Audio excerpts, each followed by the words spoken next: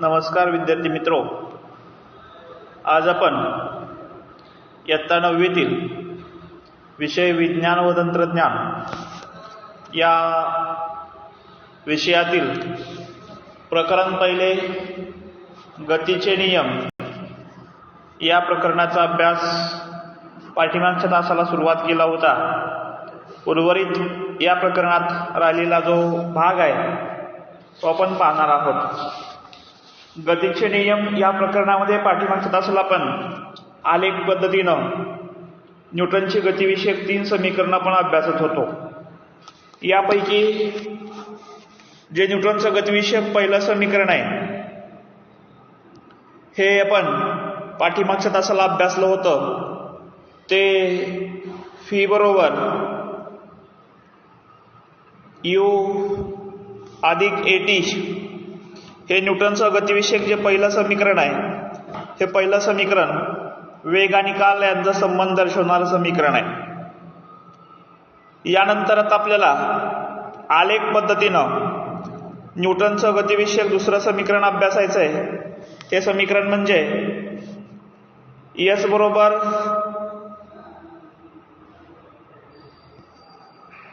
UT अधिक 1/2 एटीचा वर्ग या आकृतीच्या साह्यानं हे दुसरं समीकरण म्हणजे एस बरोबर यूटी अधिक 1/2 एटीचा वर्ग हे समीकरण आपल्याला अभ्यासायचं. आता आकृतीमध्ये आपण जर व्यवस्थित निरीक्षण केलं, आकृती पुन्हा पाहूया बघा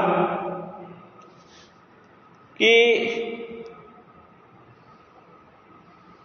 एक वस्तू सुरुवातीच्या यू एवढ्या वेगानं डी बिंदूपासून कुठे गेली, बी बिंदूपाशी गेली. त्यावेळेस त्या वस्तूचा अंतिम वेग झाला व्ही. वस्तूच्या वेगात वेळेच्या संदर्भात बदल झाला म्हणजे काय निर्माण झालं, ए ॲक्सलरेशन, त्वरण निर्माण झालं. त्यावेळेस लागणारा कालावधी हा टी आहे. त्याचबरोबर बी बिंदूपासून या एक्स अक्षावरती हा टाकलेला लंब आहे, बी बिंदूपासून वाय अक्षावरती टाकलेला हा एक लंब आहे. म्हणजे वास्तविक पाहता ह्या ज्या डॉटेड लाईन्स आहेत हे टाकलेले काय आहेत, हे लंब आहेत. लंब हे म्हणजे एका गतिमान वस्तूनं बी बिंदूपासून डी बिंदूपासून बी बिंदूपर्यंत कापलेलं अंतर म्हणजे झालेलं त्याचं विस्थापन हे एस आहे. त्या डी बिंदूपाशी वस्तूचा सुरुवातीचा वेग यू एवढा होता. वस्तू जेव्हा बी बिंदूपाशी गेली त्यावेळेस अंतिम वेग हा व्ही झाला. त्याचबरोबर डी बिंदूपासून बी बिंदूपर्यंत वस्तूला जायला लागणारा जो कालावधी आहे हा कालावधी टी आहे. वेळेच्या संदर्भात वस्तूच्या वेगामध्ये निर्माण झालेलं त्वरण म्हणजे एटी आहे. ए म्हणजे ॲक्सलरेशन, ॲक्सलरेशन म्हणजे त्वरण. आणि आपल्याला या आलेख पद्धतीनं एक न्यूटनचं गतीविषयक दुसरं समीकरण अभ्यासायचं आहे. ते म्हणजे यस म्हणजे वस्तूचं झालेलं विस्थापन त्या गतिमान वस्तूचं बरोबर काय पाहायचंय आपल्याला, यू टी अधिक 1/2 ए टीचा वर्ग हे समीकरण आपल्याला आलेख पद्धतीनं मिळवायचंय बघा. आणि हे जे समीकरण आहे विस्थापन आणि काल यांचा संबंध दर्शवणारं समीकरण आहे. समजा एखाद्या वस्तूनं एक समान त्वरणाने म्हणजे ए नुसार टी या कालावधीत कापलेलं अंतर यस म्हणजे विस्थापन हे आकृती क्रमांक 1 मध्ये आलेखावरून दाखवले बघा, 1.9 मध्ये. म्हणजे थोडक्यात त्या वस्तूचं झालेलं जे विस्थापन आहे ते विस्थापन जर काढायचं असेल तर आपल्याला DO E आणि B या दरम्यानचं काय काढावं लागेल तर क्षेत्रफळ काढावं लागेल. या दरम्यानचं क्षेत्रफळ काढावं लागेल. म्हणजे आलेख पद्धतीनं आपल्याला DO EB या चौकोनाचं क्षेत्रफळ काढावं लागेल. आता क्षेत्रफळ काढताना झालेलं वस्तूचं विस्थापन बरोबर पाहता वस्तूचं झालेलं विस्थापन बरोबर काय करावं लागेल S बरोबर चौकोन DOEB चे क्षेत्रफळ बरोबर. आता या आकृतीचं जर निरीक्षण केलं आपण या आकृतीमध्ये पहा एक आयत आहे आणि एक त्रिकोण आहे. DOEA हा आयत आहे व DAB हा त्रिकोण आहे. म्हणजे इथं आपल्याला एकूण या चौकोनाचे बघा हा जो एक DBEO असा जो चौकोन आहे त्या चौकोनाचा खालचा भाग DOE आणि हा A हा काय आहे आयत आणि DAB एवढा भाग हा ट्रायंगल आहे त्रिकोण आहे. या दोन्हीचं काय करावं लागेल क्षेत्रफळ काढावं लागेल. मग या दोन्हीचं जर क्षेत्रफळ काढायचं असेल तर काय करावं लागेल तर आयताचं क्षेत्रफळ काढायचं असेल तर लांबी गुणुले रुंदी आणि त्रिकोणाचं क्षेत्रफळ काढायचं असेल तर 1/2 पाया गुणुले उंची. आता बघा S बरोबर आयत लांबी काय येणार AE गुणुले रुंदी काय येणार OE. हे आलं कशाचं आयताचं क्षेत्रफळ काढण्याचं सूत्र. दुसरा भाग आपल्याला त्रिकोणाचं क्षेत्रफळ 1/2 गुणुले पाया गुणुले उंची. आता 1/2 पाया काय आला बघा हा काटकोनासमोरची बाजू AB गुणुले उंची काय आलाय DA. मग आपल्याला त्रिकोणाच्या आणि चौकोनाच्या क्षेत्रफळानुसार परंतु AE ची किंमत आहे U OE ची किंमत आहे T आणि OE च्या समोरची बाजू DA आहे. DA ची किंमत काय येणार T. आपण समीकरण 1 मध्ये जे न्यूटनचं गतिविषयक समीकरण 1 होतं याच्यामध्ये पाहिलं होतं बघा काय पाहिलं होतं तर CD च्या समोरची बाजू ही AB मग CD ची किंमत जर AT असेल तर AB ची किंमत सुद्धा किती येणार आहे AT. म्हणून या ठिकाणी पहा समीकरण 1 वरून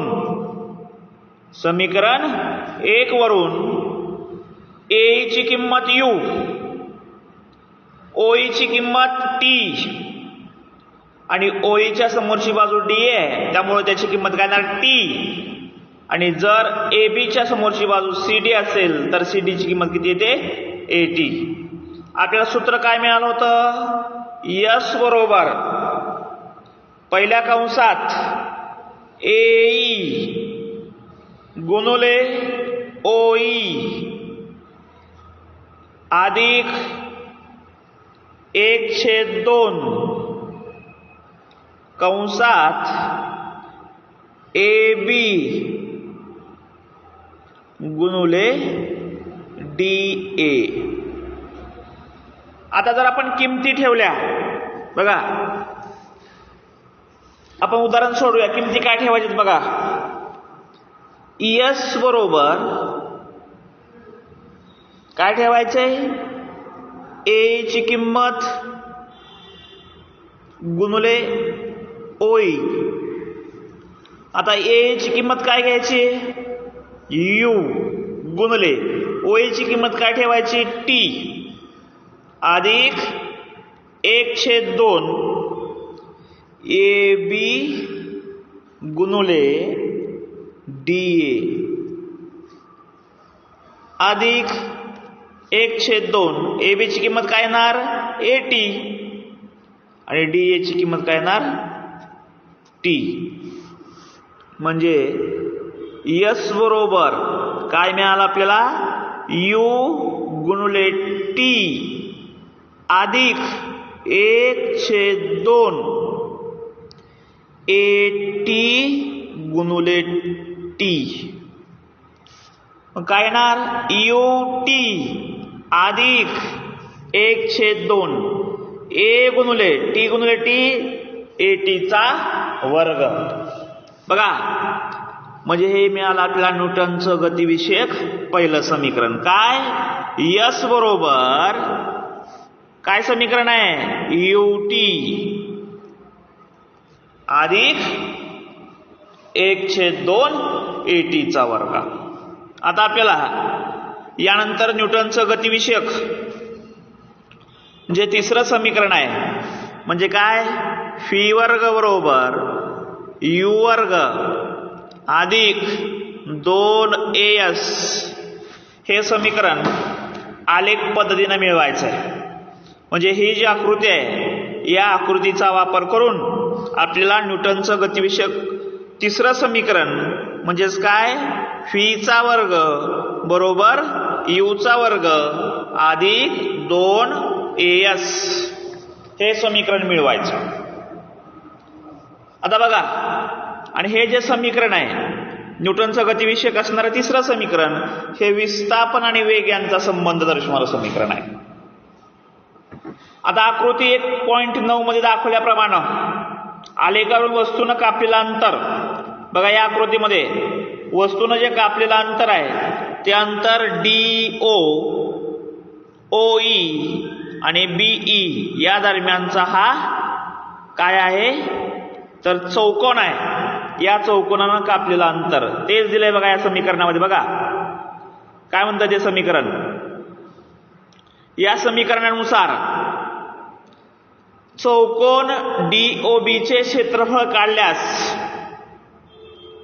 आपल्याला वेग आणि विस्थापन याच्यातला संबंध दर्शवणारं फी वर्ग बरोबर यू वर्ग अधिक 2as हे जे समीकरण आहे हे आपण या चौकोनाच्या क्षेत्रफळावरून काढू शकतो. परंतु यातला जो हा DOEBA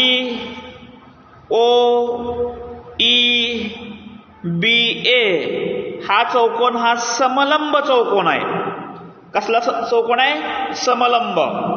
मग इथं आपल्याला यस बरोबर समलंब चौकोनाचे क्षेत्रफळ बरोबर पहिली पायरी बघा DOEB चे क्षेत्रफळ काढावे लागेल. मग समलंब चौकोनाचे क्षेत्रफळ काढण्याचं सूत्र 1/2 गुणुले समांतर बाजूंच्या लांबींची बेरीज गुणुले समांतर बाजूतील लंब अंतर. आता जर आपण आकृती पाहिली बघा, समांतर बाजू OD, पहिली बाजू कुठली आहे OD आणि दुसरी बाजू कुठली आहे OE, ही समांतर बाजू आहे समोरासमोरील, गुणुले समांतर बाजूमधील लंब अंतर, हे लंब अंतर आहे OE. लंब म्हणजे काटकोन करणार. म्हणजे या समीकरणानुसार बघा काय येतंय, परंतु यस बरोबर 1/2 समांतर बाजूंची बेरीज म्हणजे समांतर बाजू कुठली आली OE आणि B गुणुले समांतर बाजूमधील लंब अंतर काय आलं OE. परंतु इथं ओडीची किंमत यू आहे. पाठीमागच्या समीकरणात आपण पाहिलं होतं ओडीची किंमत यू आहे. जर आपण आकृती पाहिली तर बघा, ह्या ओडीची किंमत यू आहे. त्याचबरोबर बीईची किंमत काय येते, व्ही येते, व्ही. आणि जी ओई किंमत आहे, ही ओई बाजू, याची किंमत किती आहे, टी. आकृतीत दाखवलंय. मग या जर किमती आपण समीकरणामध्ये ठेवल्या, बघा दिलंय, या जर किमती आपण समीकरणामध्ये ठेवल्या, बघा ओडी आणि बीईची किंमत काय दिले, थोडक्यात ओडीची किंमत यू आहे, बीईची किंमत व्ही आहे आणि ओईची किंमत टी आहे. मग समीकरण तिसऱ्यामध्ये यस बरोबर 1/2 ओडी अधिक बी म्हणजे व्ही अधिक यू आणि ओईची किंमत काय आली, टी. याला समीकरण नंबर आपण 2 म्हणूया. परंतु त्वरण ए बरोबर व्ही, बघा, परंतु त्वरणाची किंमत आपण काढताना ऍक्सलरेशन ए बरोबर V minus U upon T. कारण त्वरण म्हणजे काय, अंतिम वेग वजा सुरुवातीचा वेग छेद किंवा भागिले आपण काय म्हणू शकतो, टी, लागणारा कालावधी. अंतिम वेगासाठी व्ही, वस्तूच्या सुरुवातीच्या वेगासाठी यू आणि कालावधीसाठी काय घेतो आपण, टी.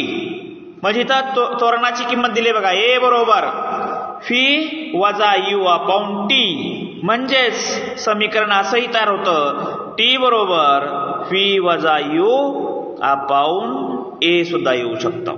हे भागिले असणारं बरोबर चिन्हाच्या इकडे गेल्यानंतर आपण काय करू शकतो, वरती जाऊ शकतो.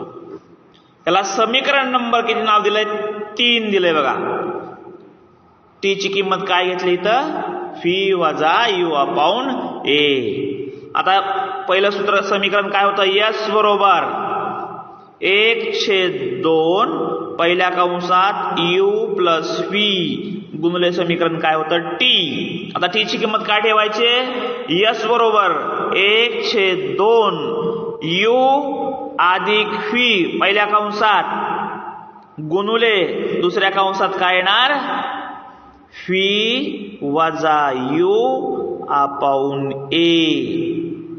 हे कशाची किंमत ठेवली आपण, टी ची किंमत ठेवली. आता काय मिळेल आपल्याला, अंश समान आहे बघा. यस बरोबर 1/2 च्या ऐवजी व्ही अधिक यू पहिल्या कंसात दुसऱ्या कंसात व्ही वजा यू भागिले 1/2 च्या ऐवजी काय 2 ए. म्हणजेच हे 2 ए भागिले इकडे गेल्यानंतर काय होणार, गुणुले बरोबर चिन्हाच्या इकडं 2 एस बरोबर पहिल्या कंसात व्ही अधिक यू दुसऱ्या कंसात व्ही वजा काय येणार, यू येणार. मग 2 एस बरोबर व्ही गुणुले व्ही, व्हीचा वर्ग अधिक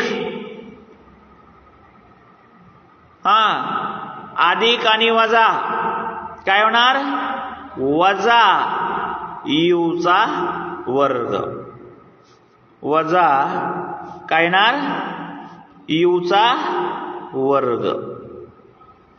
आता समीकरण काय पाहिजे आपल्याला, हे 2 एस काय मिळवतं, 2 एस बरोबर व्ही वर्ग वजा यू वर्ग. आता हे वजा यू वर्ग बरोबर चिन्हाच्या इकडे आणलं म्हणजे काय मिळणार आपल्याला,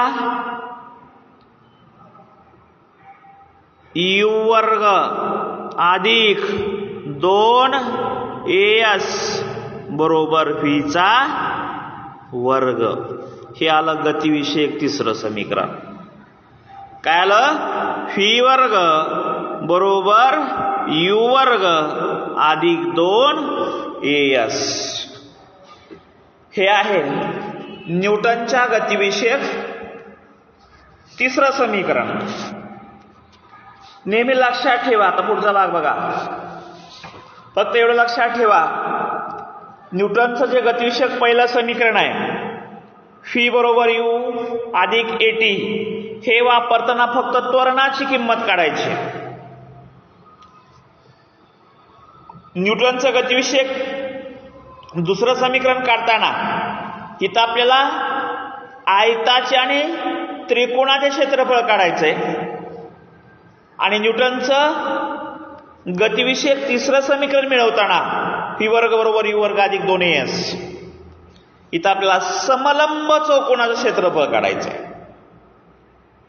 न्यूटनच्या गतिविषयक पहिल्या समीकरणामध्ये बघा काय समीकरण आहे पहिलं, फी बरोबर यू अधिक at जे काय दर्शवतं, वेग आणि काल यांचा संबंध दर्शवतं. इथं फक्त त्वरण काढायचे, त्वरण म्हणजे इथं फक्त ए ची किंमत काढायची.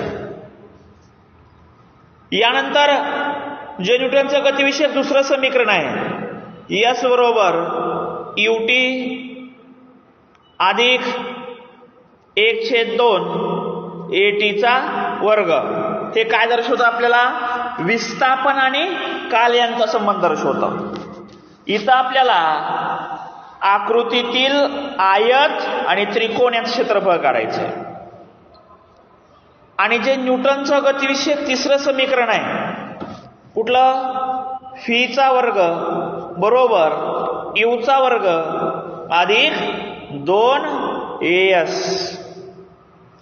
हे आपल्याला विस्थापन आणि वेग यांचा संबंध दर्शवतं. इथं समलंब चौकोनाचं क्षेत्रफळाचं सूत्र वापर, फक्त कशा सूत्र वापरायचंय, समलंब चौकोनाच्या क्षेत्रफळाचं. ठीक आहे. यानंतर नेहमी लक्षात ठेवा, ज्यावेळी वस्तू त्वरणित होते म्हणजे वेळेच्या संदर्भात वेगामध्ये बदल निर्माण होतो त्यावेळेस तिचा वेग बदलतो आणि वेगामध्ये होणारा बदल हा वेगाचा परिणाम, वेगाची त्या वस्तूच्या वेगाची किंवा गतीची दिशा किंवा दोन्हीही बदलण्यानं वेगामध्ये बदल होऊ शकतो. एकतर दिशा बदलली किंवा त्वरण बदललं असेल तर. यानंतर धड्यातील आपल्याला पुढचा मुद्दा पाहायचा आहे. तो मुद्दा म्हणजे काय पाहायचा आपल्याला, एकच समान वर्तुळाकार गती, युनिफॉर्म सर्क्युलर मोशन, वस्तूमध्ये निर्माण होणारं एक समान वर्तुळाकार गती. आता हे व्याख्या पाहण्या अगोदर करून पहा. घड्याळाच्या सेकंद काट्याच्या टोकाचं निरीक्षण करा. त्याची चाल आणि वेगाविषयी काय सांगता येईल. त्याची चाल ही एक समान असते, त्याचा वेग हा एक समान असतो, मात्र त्या काट्याची दिशा, गतीची दिशा आहे ती कशी असते, वर्तुळाकार. आणि मात्र गतीचा वेग हा कसा असतो, एक समान. म्हणजेच सेकंद काटा हा समान कालावधीमध्ये समान अंतर कापतो. मग त्याची गती जी आहे सेकंद काट्याची ही एक समान आहे, मात्र दिशा कशी आहे, वर्तुळाकार. म्हणजे घड्याळाच्या काट्यातील गतीची दिशा आहे ही वर्तुळाकार आहे. म्हणून घड्याळाच्या काट्यातील गतीला एक समान वर्तुळाकार गती म्हणतात. घड्याळाच्या काट्याच्या टोकाची चाल सतत स्थिर असते, परंतु त्याची विस्थापनाची दिशा नेहमी सतत बदलते. त्यावेळी वेगही सतत बदलत असतो आणि सेकंदाचे जे काटे असतात ते याचं टोक वर्तुळाकार मार्गाने गतिमान फिरत असतं आणि त्याची गती मात्र एक समान असते, म्हणून तिला एक समान वर्तुळाकार गती म्हणतात. अशा प्रकारच्या गतीची काही उदाहरणं तुम्हाला देता येतील का. घरामध्ये फिरणारा पंखा, वाहनांच्या चाकाची गती, पवनचक्कीच्या पात्याची गती ही कसली असते, वर्तुळाकार असते. आता करून पहा आणि विचार करा. आकृती 1.10 मध्ये जर आपण व्यवस्थित निरीक्षण केलं तर पहा, दाखवल्याप्रमाणे म्हणजे चौरस आकृती मार्ग काढा. आता जर आपण पेन्सिल घेतली तर हा काय आहे, चौरस, 4 बाजू असणारा. त्या चौरस आकृती मार्गावर एका बाजूच्या मध्यभागी एक बिंदू पेन्सिलनं काढा. समजा इथं काढला आणि एक फेरी पूर्ण करा. एक फेरी पूर्ण करताना तुम्ही किती वेळा दिशा बदलली असेल. आता चौरस आहे म्हणजे 4 वेळा दिशा बदलली. आता हीच कृती पंचकोन असेल, खाली दाखवलाय बघा पंचकोन.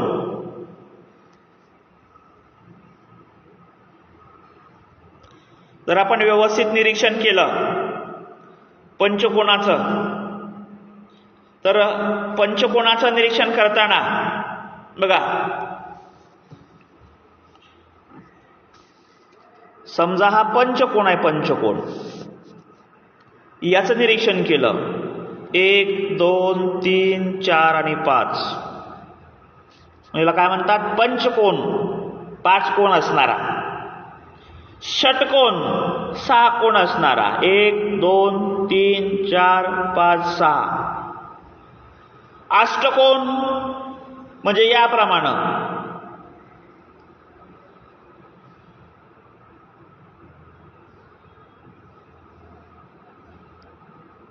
आठ वेळा दिशा बदलावी लागेल. म्हणजे पंचकोनामध्ये पेन्सिलची दिशा 5 वेळा बदलावी लागेल, अष्टकोनामध्ये पेन्सिलची दिशा 8 वेळा बदलावी लागेल, षटकोनामध्ये पेन्सिलच्या टोकाची दिशा 6 वेळा बदलावी लागेल. जर बाजूंची संख्या पण वाढवत नेली, असंख्य वेळा केली, तर किती वेळा दिशा बदलावी लागेल, तर असंख्य वेळा दिशा बदलावी लागेल. त्याचा मार्ग, तो जो आकार आहे असा कोणता बनेल, तर आपण सतत त्या पेन्सिल दिशा जर आपण बदलत गेलो तर त्या मार्गाची दिशा वर्तुळाकार बनेल. कशी? वर्तुळाकार. म्हणजे बाजूंची संख्या वाढवत नेली तर वारंवार दिशा बदलावी लागेल, आणि बाजूंची संख्या वाढवत नेली तर असंख्य मार्ग तयार होतील. तो मार्ग म्हणजे वर्तुळाकार असेल.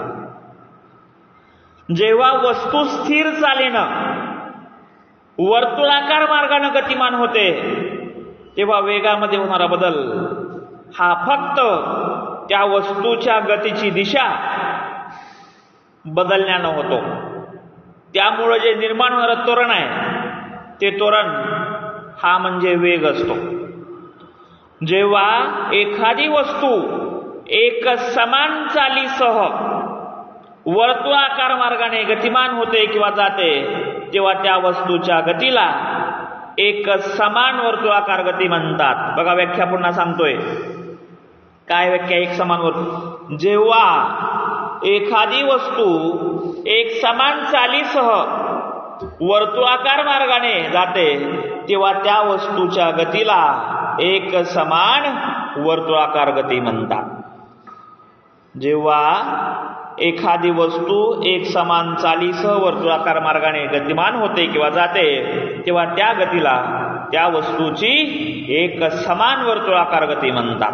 उदाहरणार्थ, एक समान चालीसह फिरणारा गोफणीतील दगड असेल, सायकलच्या चाकावरील कुठल्याही बिंदूची गती असेल, फॅनची पाती असतील, पवनचक्कीची पाती असतील, ती कशी असतात? वर्तुळाकार. आता वर्तुळाकार गतीमध्ये गतिमान असलेली वस्तू टी या कालावधीत आपली मूळ जागा किंवा मूळ जे स्थान आहे या ठिकाणी परत येते. परंतु वस्तूची चाल जर वर्तुळाकार असेल तर ती काढायची असेल तर त्यासाठी सूत्र आहे, चाल बरोबर परिघ भागिले काल. व्हेलॉसिटी इज इक्वल टू, म्हणजे आपण काय म्हणणार? व्ही बरोबर व्हेलॉसिटी बरोबर परिघाचं सूत्र 2 पाय आर भागिले लागणारा कालावधी म्हणजे काय असणार आहे? टी.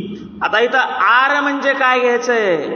तर जर वस्तू वर्तुळाकार मार्गाने जात असेल तर त्या वर्तुळाची त्रिज्या घ्यायची. तरच आपण वर्तुळाकार गतीनं जाणाऱ्या वस्तूचं आपण काय काढू शकतो? स्पीड, व्हेलॉसिटी म्हणजेच काय काढू शकतो? आपण चाल काढू शकतो. म्हणजे चाल काढण्याचं सूत्र आहे बघा, फी बरोबर 2 पाय आर भागिले टी. इथं 2 गुणिले पायची किंमत 22/7 किंवा 2 पॉइंट किती घेतो? 14. आणि आर म्हणजे काय घ्यायचं इथं आपल्याला? वर्तुळाची त्रिज्या.